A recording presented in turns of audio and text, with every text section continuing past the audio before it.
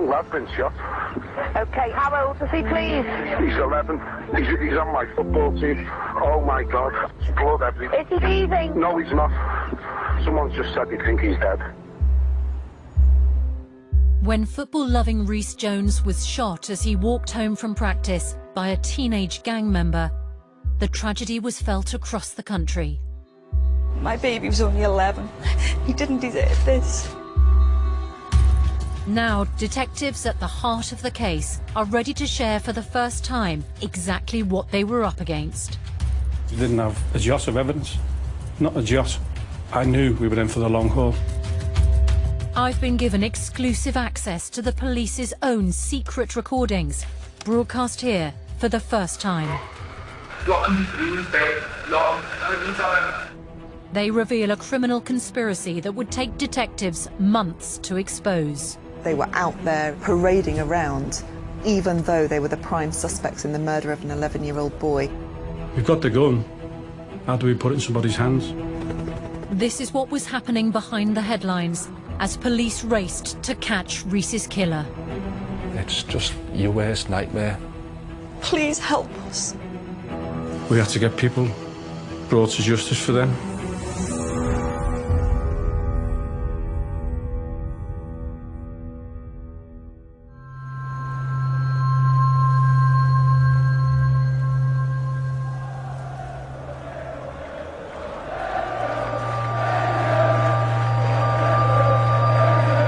It's a summer's evening in Liverpool.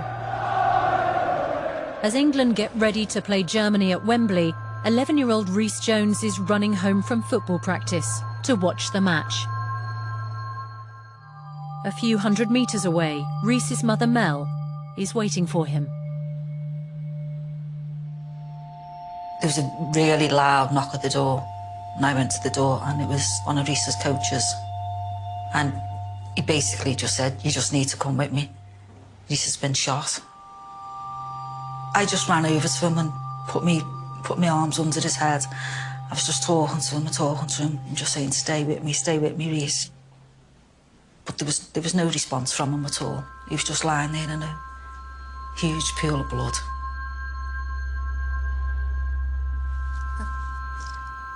Turned up at the hospital and Mel was sort of outside the room.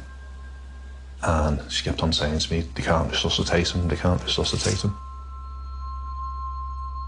That same evening, Rhys is pronounced dead, just 5 weeks before his 12th birthday.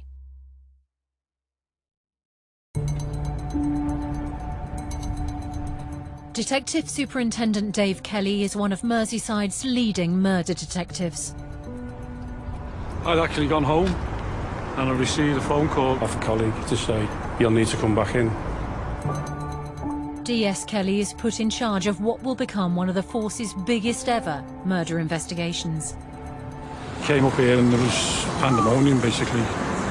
So the plan was to get as much information as quickly as possible. We call it the golden hour. She identifies many lines of inquiry, as many witnesses, any suspects, those sorts of things. And it was all 100 miles an hour, basically. It was just, everything was going so quickly. When you heard it was an 11-year-old boy, Yeah. what was your first reaction? When I first heard it, I thought he was actually involved in the gangs, and I thought, 11-year-old boy, it seems crazy to me. But when I established more facts and went into it, it was clear that he was an innocent kid. Rhys had been playing football when his killer fired 3 shots across the car park of the Fir Tree pub. One blew the window out of a BMW, another hit Rhys in the neck. Within a second, he has fallen to the floor, a victim of gang warfare, of which he played no part. In the moments that followed... With the crime scene cordoned off, police want to talk to anyone who might have seen what has happened. It was a warm summer's evening. England were playing Germany. We had eyewitnesses who were sat drinking outside the pub.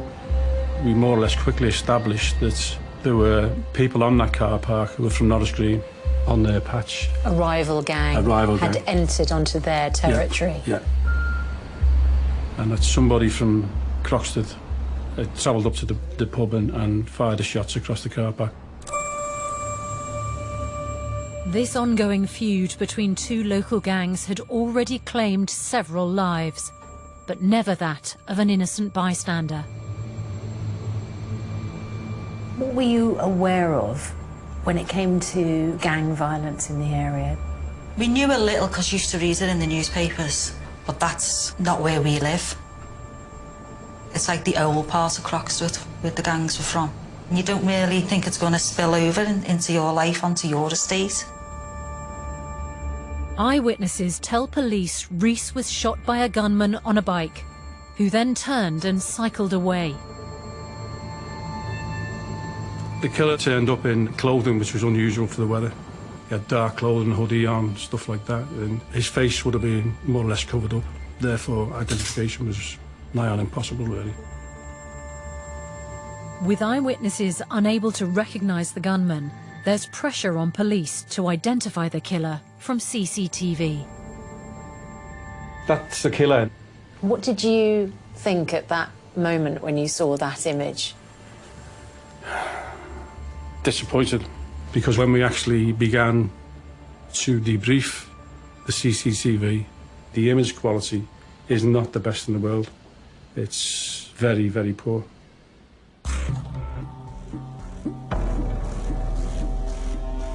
We were looking to enhance that. We explored lots of opportunities with various agencies, companies, other police forces. But the quality of those pictures, the pixels on it, were quite restrictive. So when we look to enhance it or blow it up, you're basically just blowing up a pixel, which is blowing up a dot and basically getting nothing. And that was so frustrating as well. As police are left without clear identification of the killer, or even the bike he was riding, finding forensic evidence from the murder scene becomes vital. Inch by inch, metre by metre, the search of the crime scene continues. There were 3 shots fired at the scene, Yep. which you could establish from the witness statements. Yep. Would you have expected to find 3 bullets? Not necessarily 3, but certainly the bullet that hit Rhys, I would have expected to find that, but we didn't. And that was despite painstaking fingertip searches, but nothing of value from the scene, really. Absolutely nothing. At that particular time, there was very little to go on. So we had to look at other ways to progress the inquiry.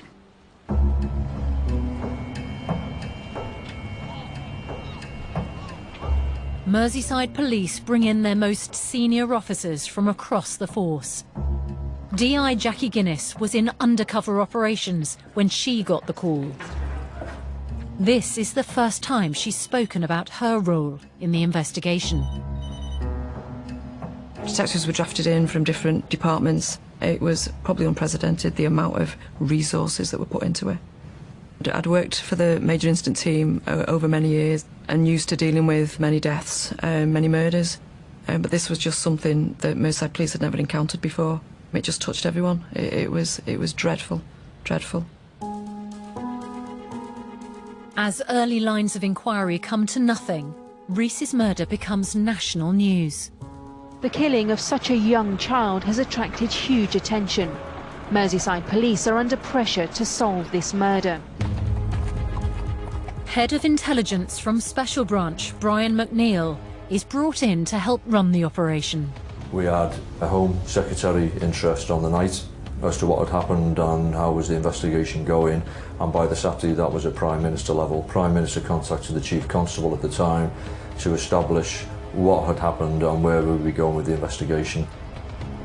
The whole country was wrapped up in this murder. Did you feel under pressure to bring charges quickly? From day one, basically, people were expecting the case to be solved quickly.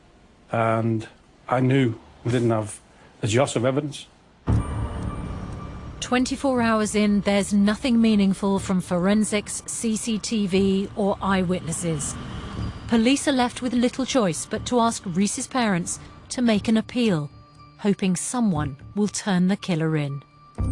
Someone knows who's done it, and I know people must be frightened, but they've got to think that they can't leave this killer out there. If he's not caught, it'll happen again. My baby was only 11. He didn't deserve this.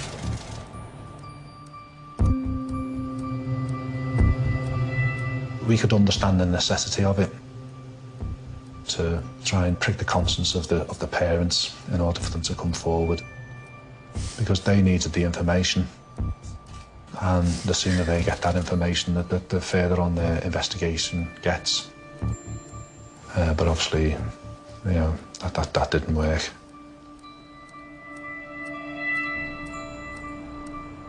You've obviously got two gangs, and one thing they don't do is grass on each other. They don't tell on each other. Even if they're being shot at, they just will not give information to the police. Why not? Gang culture, isn't it? Just the nature of the game, and that's the way they were.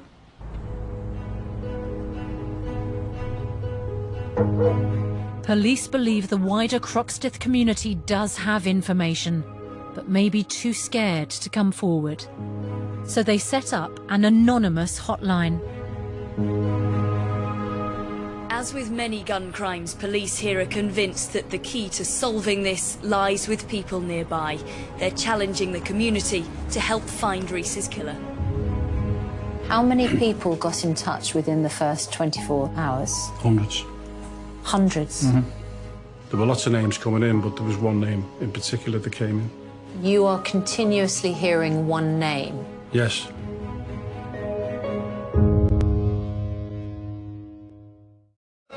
Rhys?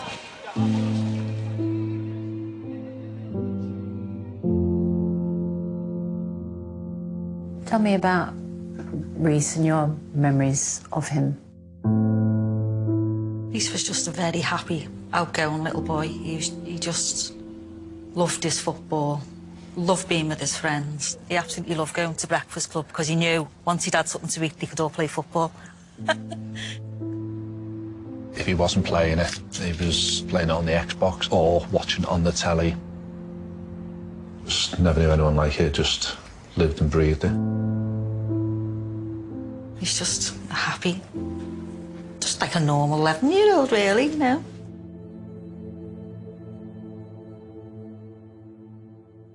You're an experienced detective, but it's extremely unusual because it's an 11-year-old child. Yeah. But you've got to try and put those things to one side and do your best. When I met Mel and Steve, the world had been wrecked. And I knew then, more than any other time, that that case was massive, massive. Because we had to get people brought to justice for them.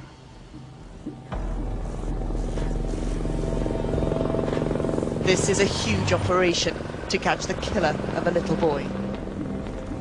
As the search for evidence goes on, no one has yet been charged with Rhys Jones's murder. 2 days into the investigation, and police have set up an anonymous hotline to break through the gang's code of silence. There were lots of names coming in, but there was one name in particular that came in. What was the name? John Mercer. Tip-offs have given police a prime suspect. Callers are naming 16-year-old Sean Mercer as the gunman. And that's when we decided to make arrests. Because it was still relatively close to the actual event, we were looking to get evidence back. Sean Mercer and 8 other suspects are arrested on suspicion of murder and brought in for questioning. What did you know about him at that stage? Mercer didn't have a great criminal record, but he'd been stopped lots and lots of times by the police. Stopped for what reason?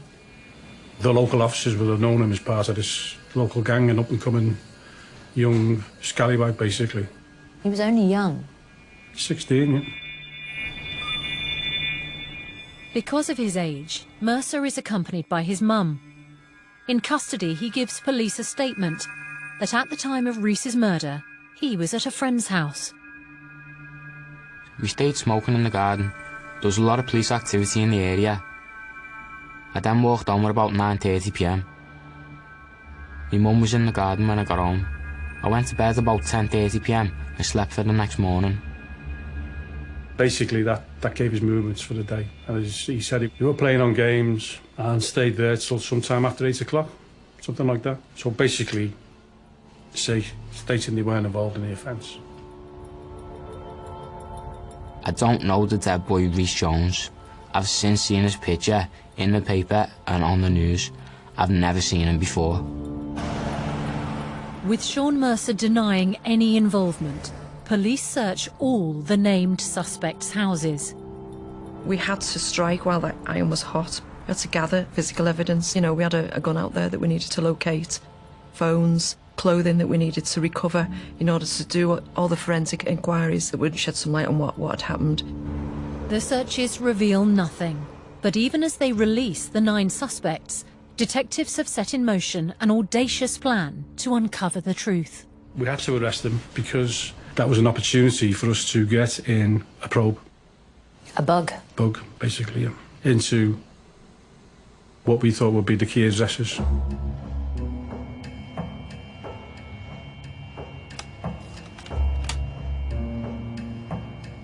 This is the first time these secret police tapes have ever been broadcast. They offer a unique insight into how carefully placed listening devices, which need special approval, can uncover crucial evidence and change the course of an investigation. The probes are now recording around the clock and monitored non-stop. It's not long before talk turns to the night of the murder.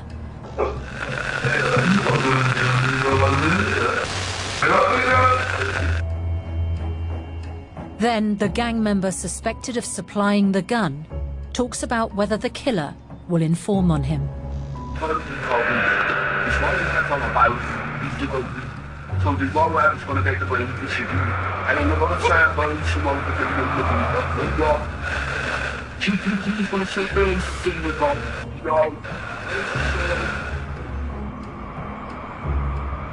What do you think that tells you about the gang? Well, that was quite key information. But it just shows you that this little gang, they've got confidence in each other, they trust each other, nobody will snitch on each other. And that was one of the hardest things for us to overcome. But when he's saying these things, he doesn't know that we're actually recording.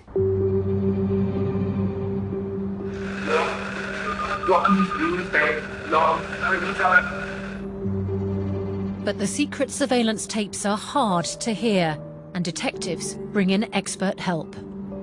Some of the speech was in fact very, very quiet, and because they're in domestic premises, there are always problems with appliances, with broadcast noise, with people talking simultaneously and so on. It was a very, very time-consuming case. Literally hundreds of hours of time went in, and we were working on the same audio day in, day out, meticulously working through it. Once carefully deciphered, the recordings reveal a tight-knit network around the suspects that will do anything to protect its own.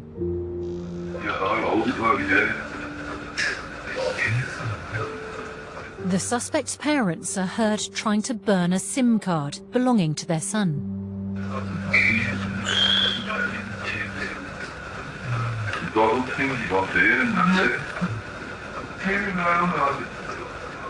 She says, I know I'll turn it around now. It's not the whole thing getting burned. They're destroying evidence. Yep, potential evidence, and just shows you the type of people they are and the measures they'll go to protect their son.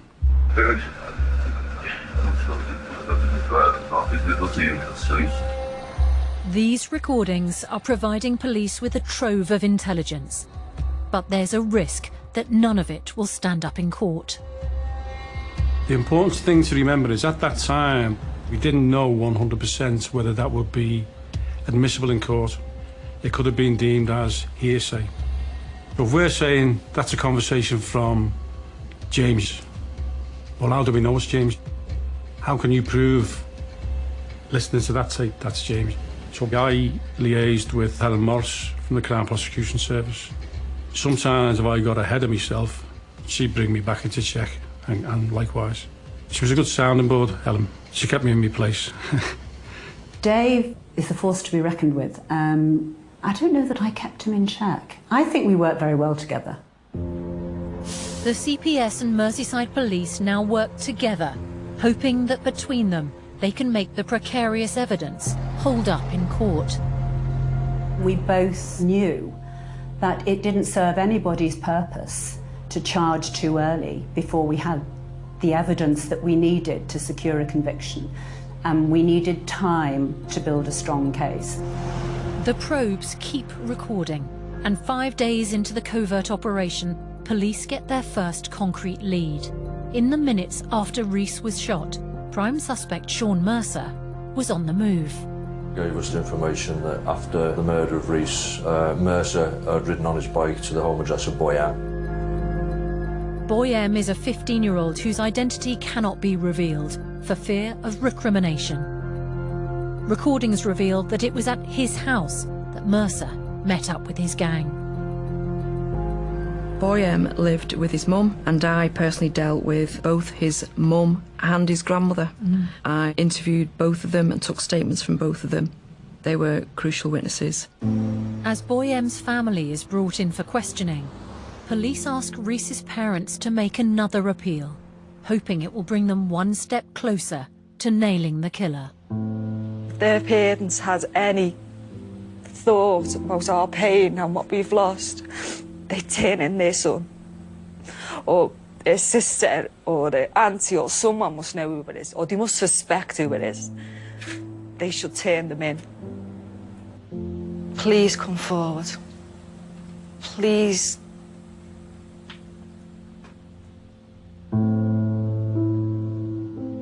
Do you think that they touched people in the community and that encouraged people to be open? You couldn't fail but to look at Mel and Steve on TV and think, God, I feel for those people, I really do. The emotion that flooded out of them. I don't think any decent, normal person could ignore that. And I think that sort of appeal had an impact upon Boy M's grandmum and mum. And that's why they gave the evidence they did. Despite the risk of reprisals, Boy M's mother and grandmother break the code of silence.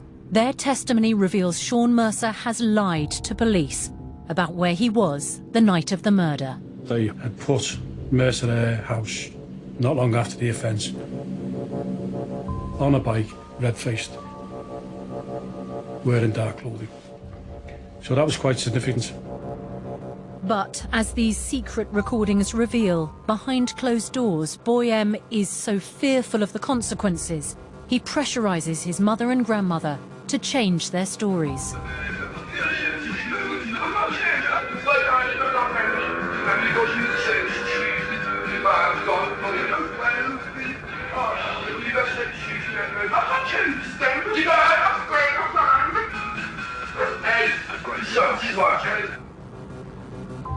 The way that some of these people conducted themselves, the way they spoke to each other, painted a picture. The covert recordings have changed the case and given police intelligence they badly needed. When we got the probe in, there was a period where we were getting quite a loss of information. But that slowly peters off because it's done and dusted for them, moving on. So you got less and less as time went on. It's 5 weeks into the investigation, and information from the recordings begins to dry up. Then an intelligence source provides a potentially huge lead. So I received intelligence about where the firearm is, caused a search warrant to be executed, and we recovered a World War I revolver, and the other one was a imitation semi-automatic pistol. Police intelligence had led detectives to the house of another young teenager. He's named Boy X, as his identity cannot be revealed. The family aren't known to the police and are shocked to find the search team in their home. At the time, the female occupant, she was out, returning to the house to find, a home filled with police officers and search teams. She was clearly distraught at the fact that we were there And the fact that we'd found what we'd found in her loft, it was dreadful. She knew nothing about it? No, and she clearly knew nothing about it. You know, you get a feeling for people that we speak to. What did you think he might be guilty of, responsible for at that stage? We weren't sure exactly. Was he, you know, maybe involved in a larger conspiracy? Was he assisting Sean Mercer, so assisting an offender? Was he the gunman? We had no intelligence to support that. But he clearly was involved somehow, and that's what we needed to get to the bottom of. If police can link Boy X and the gun to the murder, they could crack the case. This weapon that you found at Boy X's house, it must have felt like a critical breakthrough. It was, but there was still some way to go, a long way to go, because we've got the gun. How do we put it in somebody's hands?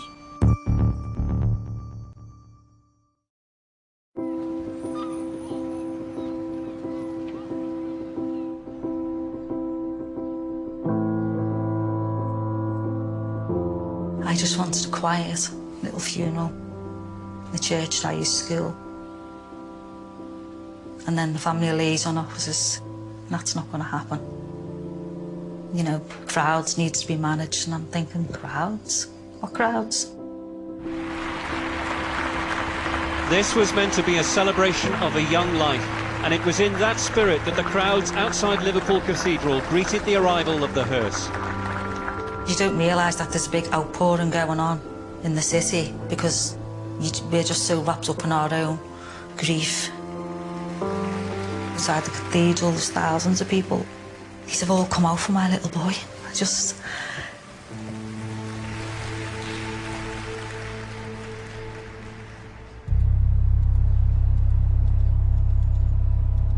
With the city of Liverpool united in grief, pressure to solve the case is greater than ever.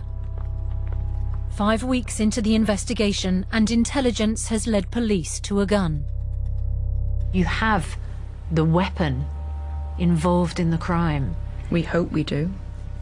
Yeah, we hope we do. We've recovered a firearm from the loft, and that had to be forensically examined, a very lengthy process, and we had to wait for that confirmation, and that took an awful long time. But when the first forensics results come back, there's a shock for the team. Bullets fired from this weapon would not have led to the injuries that were present on Rhys. Potentially this was not the murder weapon. Were you frustrated when you realised that this was different from what was believed to be involved? I wouldn't say frustrated, probably angry. So I said to the forensic expert, you go back and you look at everything again, and then you come back and see me next week. Why were you so confident that this was the weapon when you'd already been told it couldn't have been a gun like this? No, it's too coincidental, too coincidental. And that was just my strong belief. And I just said to him, I'm telling you, that's the weapon.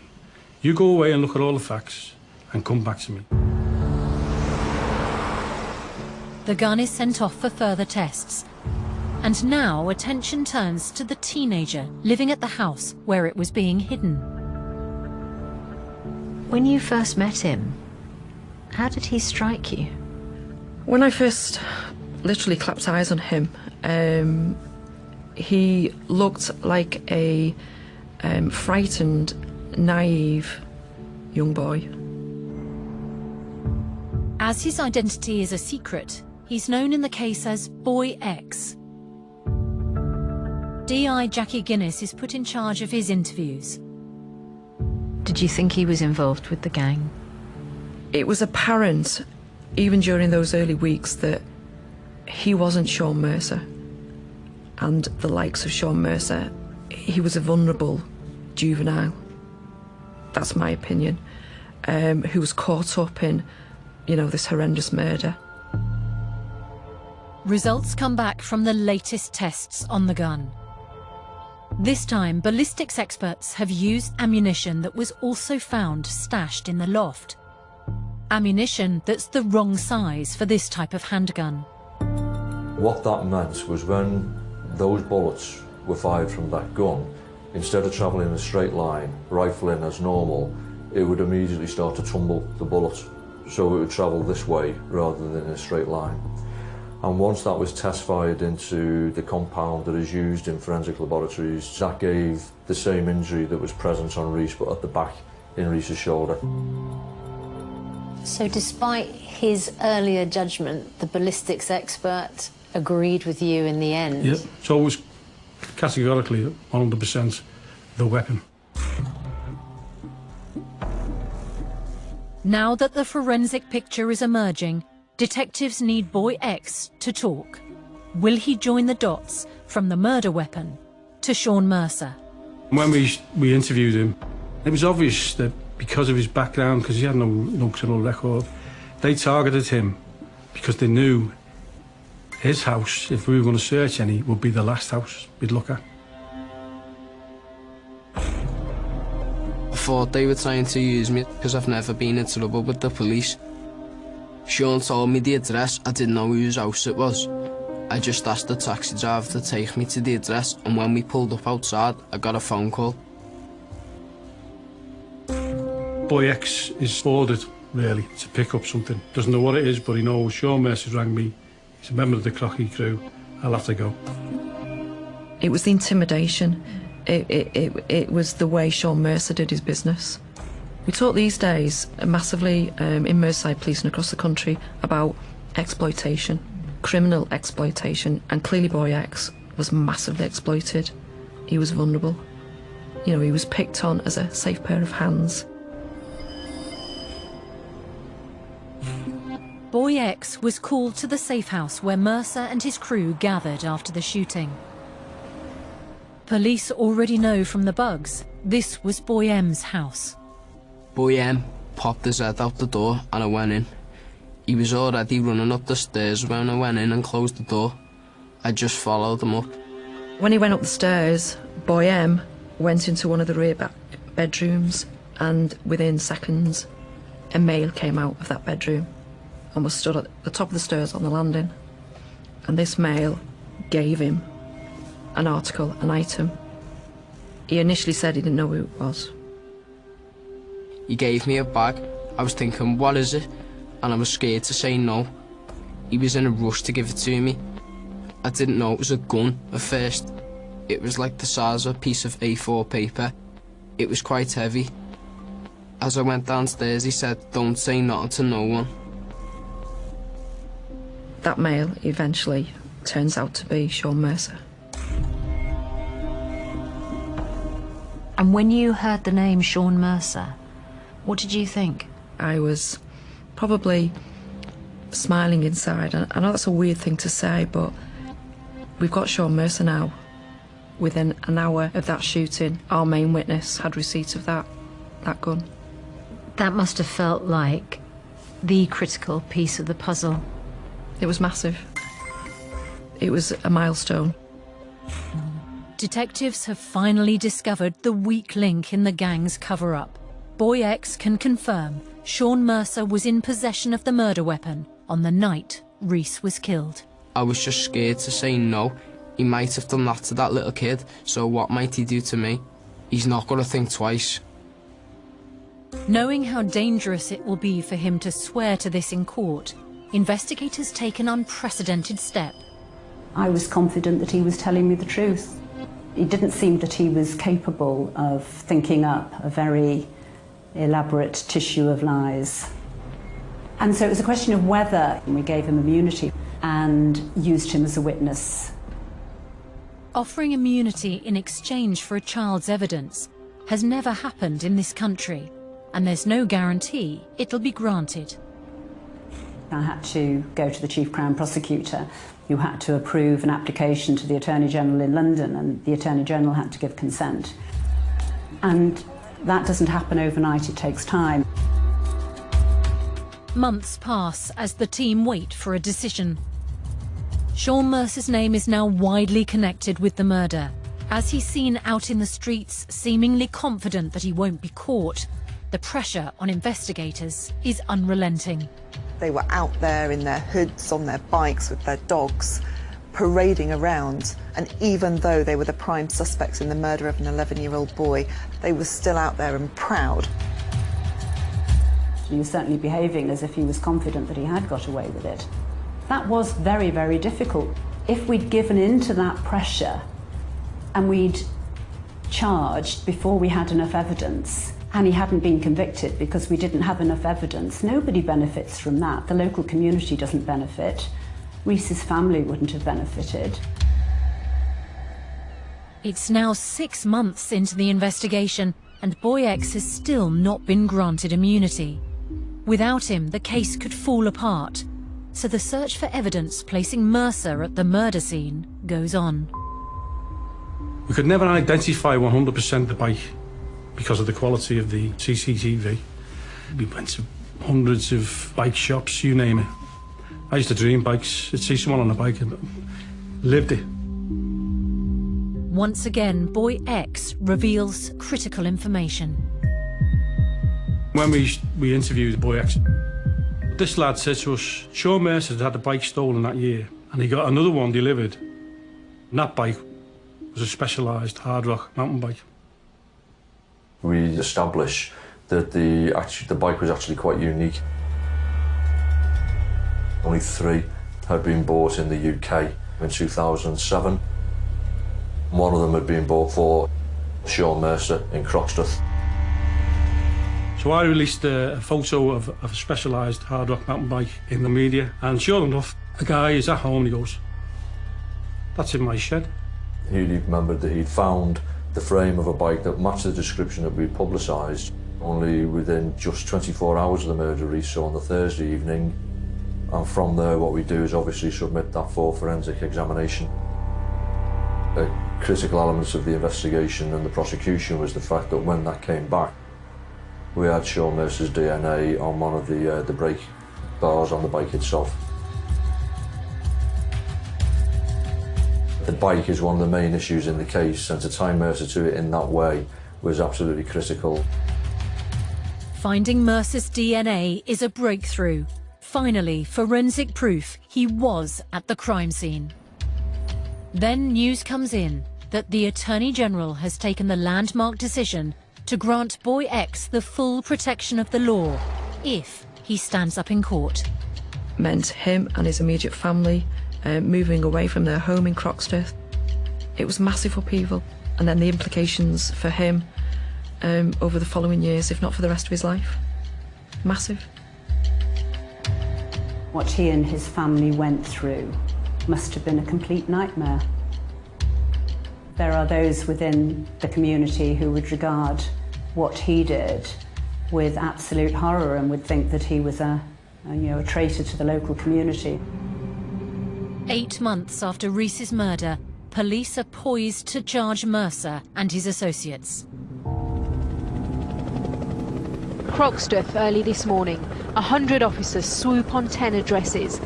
Is this finally the breakthrough detectives have been working towards? After 8 months comes the breakthrough his family have longed for.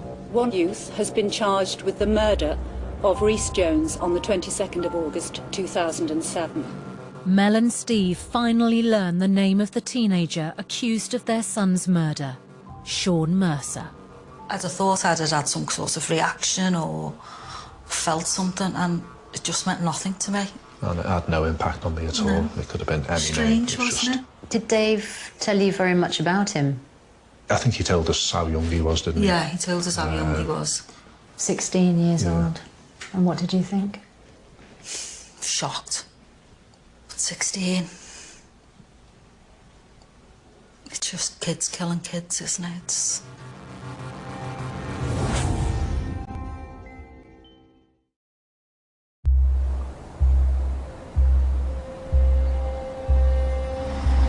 Just over a year after Rhys was killed, and after thousands of hours of detective work, Sean Mercer stood trial for murder. With him, 6 other defendants, all charged with offences relating to Rhys's death. You saw Sean Mercer in court. What was your reaction? We just thought he just looked like a little kid. A little... He had a baby face, didn't he? A little baby-faced kid. Mercer and other defendants were accompanied to court by their parents, where they came face to face with Mel and Steve. It's actually, when we were in court, they were looking at us as if to say, well, what are we doing here? Why have you brought us here? They were looking at us and at us. Oh, Jesus. It's as if it was our fault that they were there. All the defendants, including Mercer, pleaded not guilty. Against them, a case police had spent months meticulously assembling. Evidence included the covert audio recordings, Boy X's crucial witness testimony, the murder weapon found at Boy X's house, and, critically, the bike, identical to the one seen on CCTV with Mercer's DNA on it. By putting all that together, you're able very painstakingly to construct a picture of what actually happened. You don't necessarily have every single piece in the jigsaw. You have gaps, but nevertheless, looking at the jigsaw as a whole, you can see what it's meant to represent. Over 8 months of painstaking investigation, the team had finally established what happened. On the night of the murder, 16-year-old Sean Mercer was called by an older member of the Croxteth crew, who knew he was desperate to prove himself. He was given a gun and told rival gang members were nearby. Mercer cycled to the car park, shot at and missed the intended target, but killed Rhys with his second bullet. He then fired once more and rode away. Along with several accomplices, he then did everything he could to cover up the crime. The trial was a really humbling experience because obviously there had been quite a lot of comment about how long it had been since the killing to the arrests. And when we sat in court and listened to the evidence, it was evident just how much investigative work had gone on, just how careful the police had been, how determined they'd been to try and make sure that they brought all these people to justice. Once in court, the gang made a lasting impression. The behaviour throughout the trial is despicable.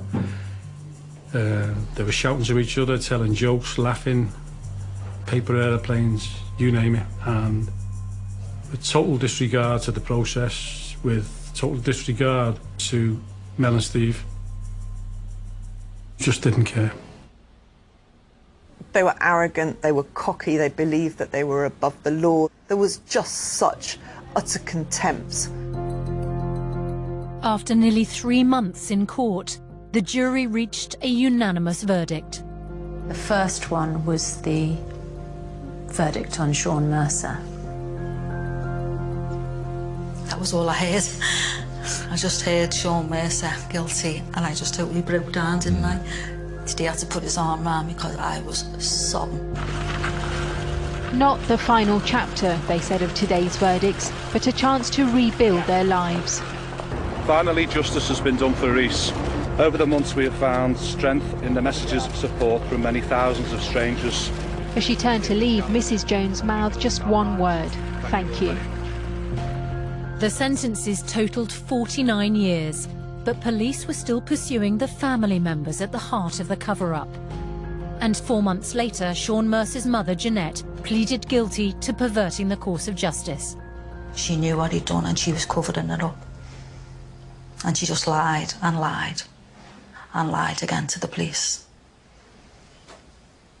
And for Dave Kelly to get her convicted really made my day.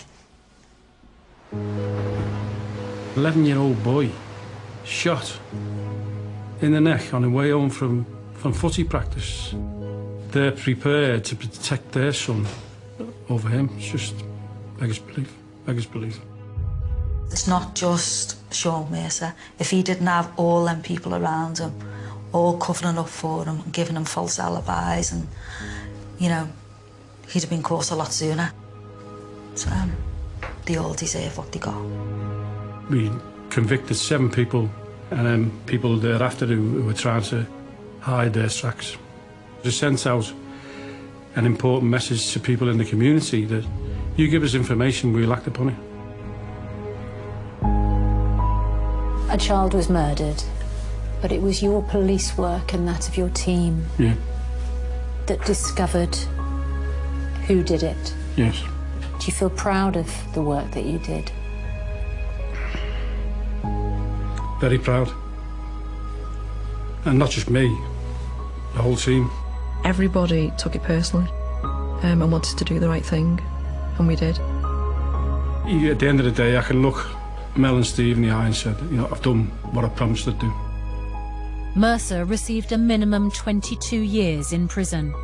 He's the only person still behind bars for Rhys's murder. Mercer, yeah, gets 22 years, which at the time we were happy with that tariff. But, you know, we live that life sentence now. You know, there's no end of sentence for us. Just isn't. We're the ones that suffer. Our families still suffer, and we will do for the rest of our lives from the pain of losing Rhys.